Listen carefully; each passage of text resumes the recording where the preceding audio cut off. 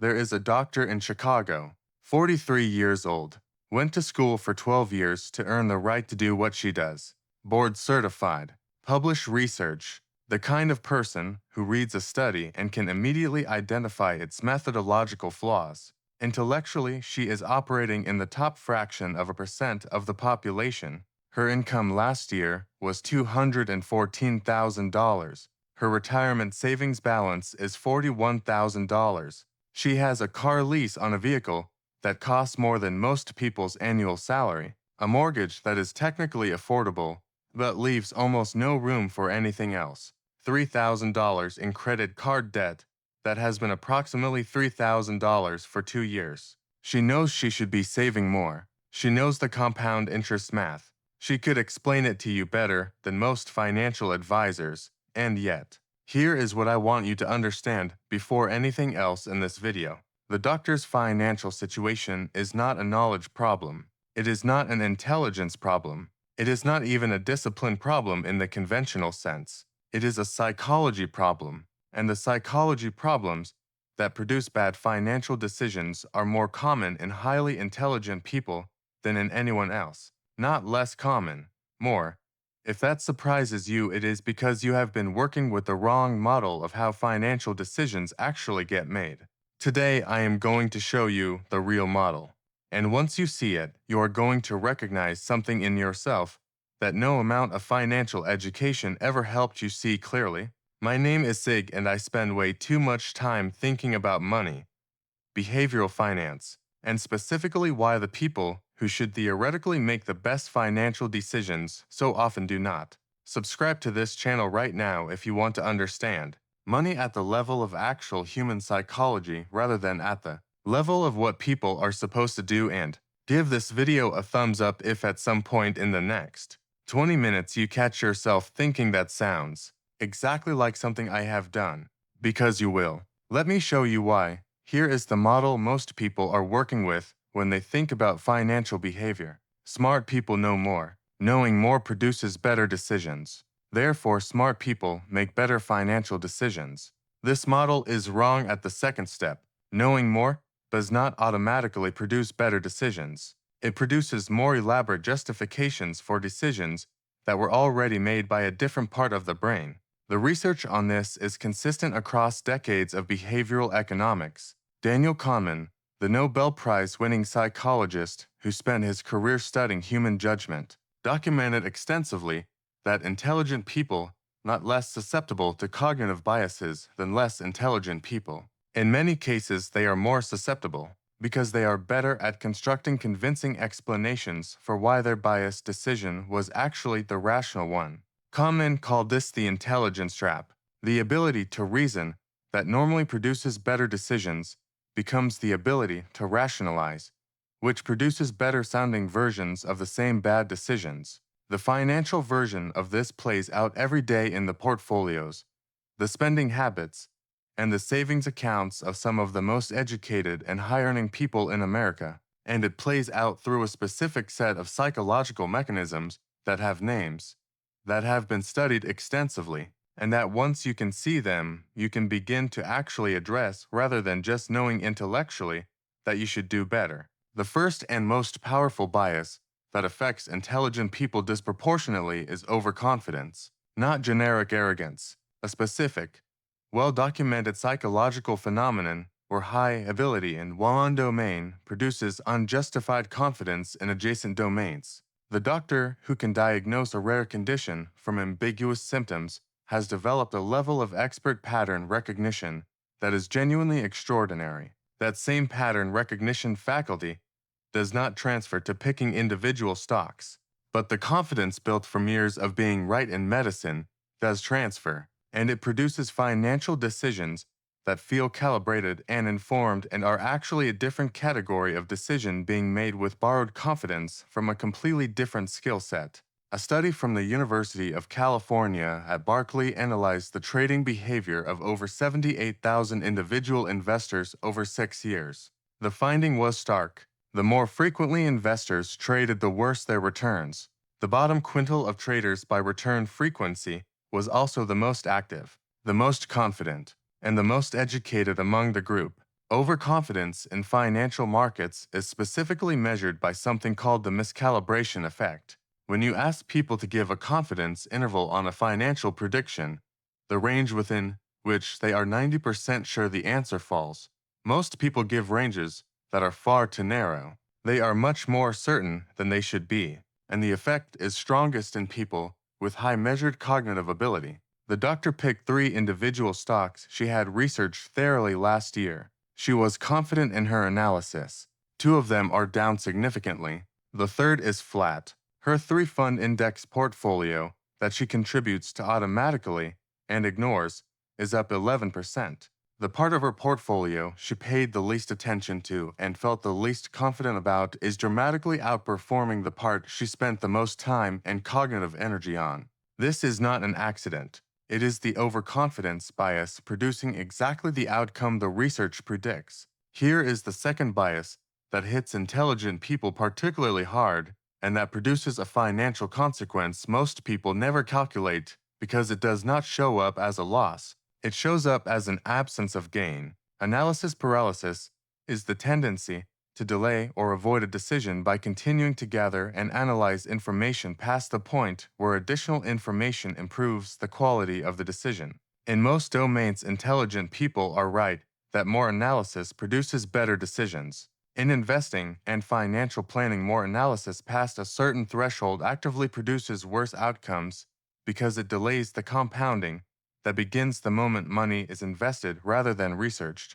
Meet James, 41 years old, software engineer, has been planning to open an investment account for 4 years. He has read 11 books on investing. He follows 6 finance channels. He has a spreadsheet comparing 32 different ETFs. He knows more about index fund construction than most financial advisors. He has not invested a single dollar yet because he has not yet found the optimal entry point, the optimal fund selection, the optimal tax structure for his specific situation. In those 4 years, the S&P 500 has returned approximately 60%. If James had invested $20,000 4 years ago in a simple total market index fund, he would have approximately $32,000 today. Instead, he has $20,000 and a spreadsheet. The $12,000 gap between what he has and what he could have is not the result of making a bad decision. It is the result of making no decision, which the research consistently shows is itself one of the most expensive financial decisions a person can make. The optimal investment strategy executed with a 2-year delay dramatically underperforms a suboptimal strategy executed immediately. Smart people delay. The market does not wait.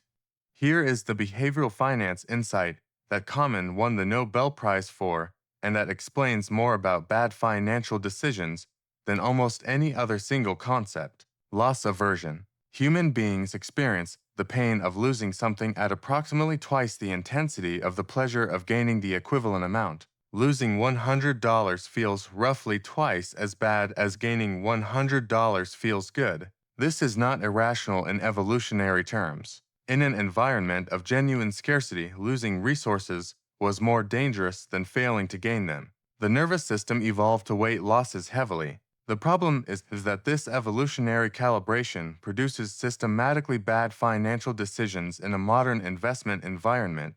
Investors sell winning investments too early to lock in gains and hold losing investments too long to avoid realizing losses. This is called the disposition effect, and it has been documented across virtually every demographic and every market. But here is the part that specifically hits intelligent people hard. Loss aversion in intelligent investors does not just affect individual stock decisions. It affects the fundamental decision of how much risk to take in a long-term portfolio. Intelligent people who understand volatility intellectually still experience the emotional pain of a down market more intensely than average. They are more likely to check their portfolios frequently because they want to understand what is happening.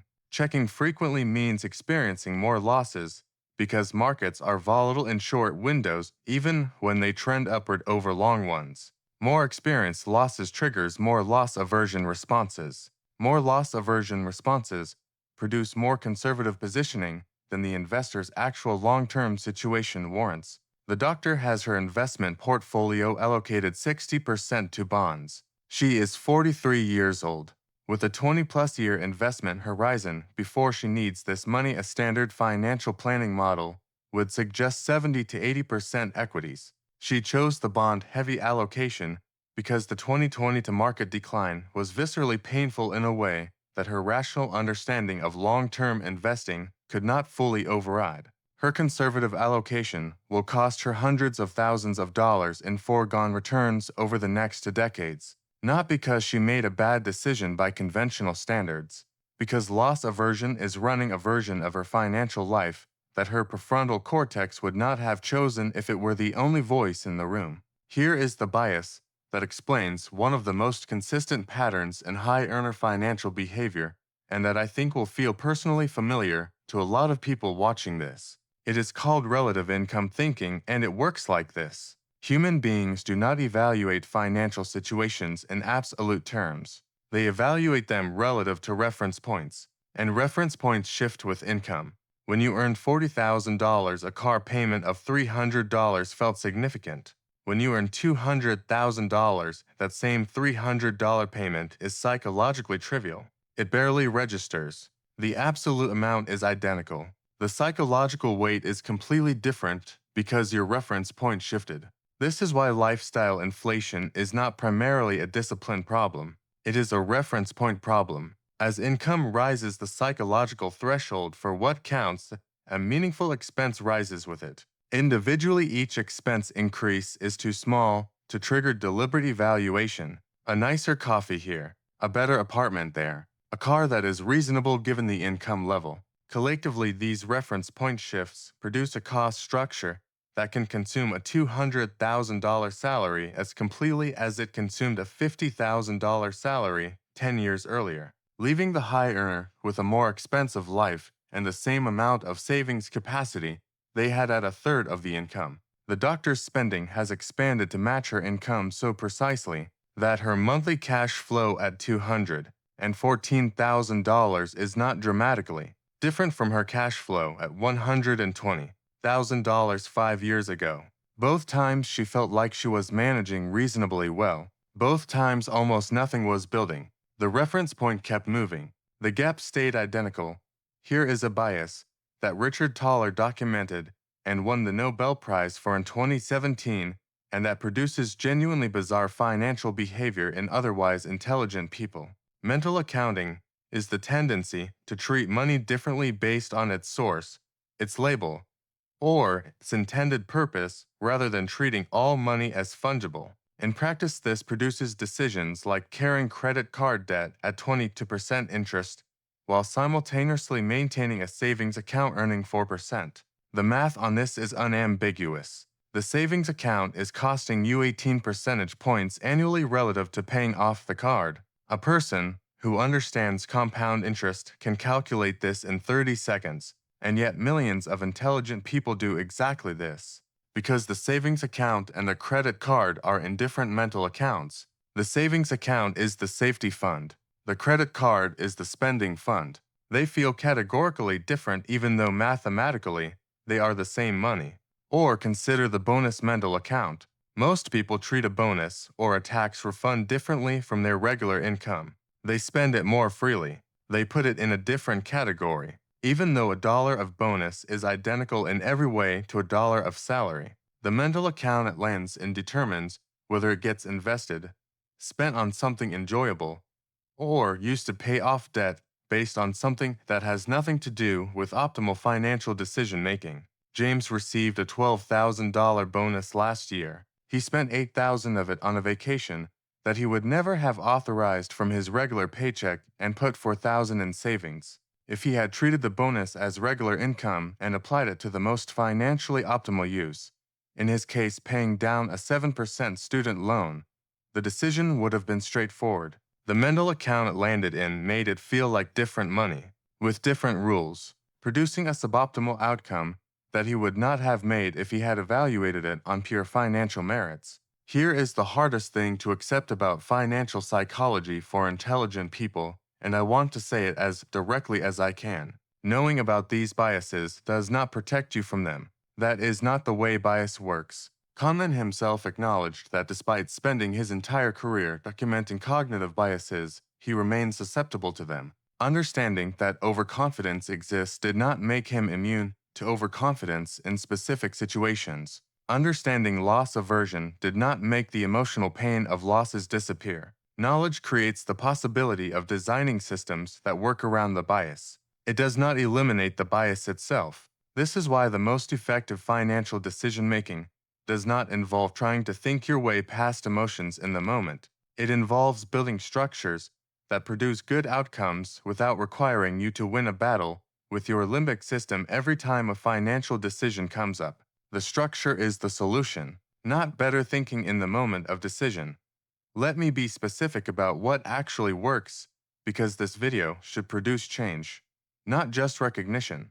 For overconfidence, the structure is removing active decision-making from long-term investing entirely. A three-fund portfolio in a tax-advantaged account with automatic contributions requires zero ongoing decision-making, which means zero opportunities for overconfidence to produce expensive active decisions. The research on passive versus active investing is not ambiguous. Over any 20-year period, more than 80% of active funds underperform their benchmark index net of fees. The confident stock picker is almost always underperforming the person who chose an index fund and stopped thinking about it. For analysis paralysis, the structure is a decision deadline combined with good enough criteria, not optimal criteria. Good enough. If your investment strategy meets three basic criteria: broadly diversified, low cost, tax advantaged, implement it this week, not when you find the perfect fund.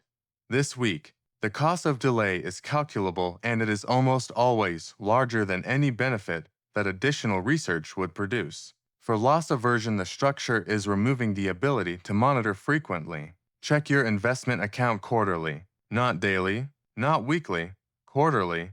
Every additional check is an opportunity for loss aversion to produce a decision your rational long-term thinking would not have made. Calendar the quarterly check and close the app between reviews. For mental accounting, the structure is consolidation.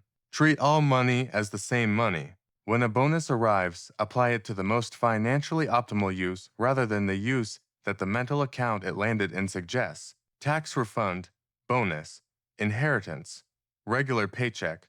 The optimal use is determined by the math of your situation, not by the category the money arrived in. For lifestyle creep, the structure is automation that happens before the reference point can adjust. The moment income increases, direct a predetermined percentage of the increase to investment accounts before it hits your checking account. The reference point never gets the chance to shift upward because the money never appears in the spendable category. Let me come back to the doctor, because I want to show you what happens when these structures are actually implemented. She read about behavioral finance. She recognized herself in the overconfidence and loss aversion description specifically. She made three structural changes. She moved her actively managed positions to a three-fund index portfolio. One decision. Done. She increased her automatic 401k contribution from 6% to 18%. It happened on payday, before her checking account received the money. She stopped checking her investment account weekly. She set a calendar reminder for a quarterly review and deleted the app from her phone home screen. 6 months later, she has not made a single active investment decision. Her portfolio has performed in line with the market. Her savings rate has tripled. Her Sunday morning financial anxiety is measurably lower, not because she got smarter about money. She was already smart, because she built structures that produce good outcomes without requiring her to beat her own psychology in real time. The dumb money decisions that smart people make are almost never the result of insufficient intelligence. They are almost always the result of intelligence being applied to justify decisions that psychology was already making. The fix is not more intelligence. It is better architecture. The doctor did not become a better investor by learning more about markets. She became a better investor by designing a system that did not require her to be one. Here is the thing about financial intelligence that I want you to carry out of this video. The smartest financial decision most people can make is to recognize that their intelligence is not a reliable financial instrument in real time, that the cognitive tools that make them excellent at their profession are the same tools that will construct the most convincing rationalization for a decision that loss aversion or overconfidence or mental accounting actually made. The smartest investors are not the ones who make the best in the moment decisions. They are the ones who build systems that minimize the number of in the moment decisions required, who automate contributions before spending happens, who choose simple portfolios over complex ones, who check accounts quarterly rather than daily, who apply bonuses to the mathematically optimal use rather than the most emotionally satisfying one. None of this requires extraordinary intelligence. It requires the specific wisdom of knowing where your intelligence ends and your psychology begins, and building the fence at that exact line. Now that you understand why smart people make bad money decisions, the next question is what the actual financial decisions look like that produce the best outcomes over time. In my next video, break down the exact moment compound interest starts working for you and why getting there sooner is worth more than any investment strategy you will ever find. That video is on the screen right now. Watch it next.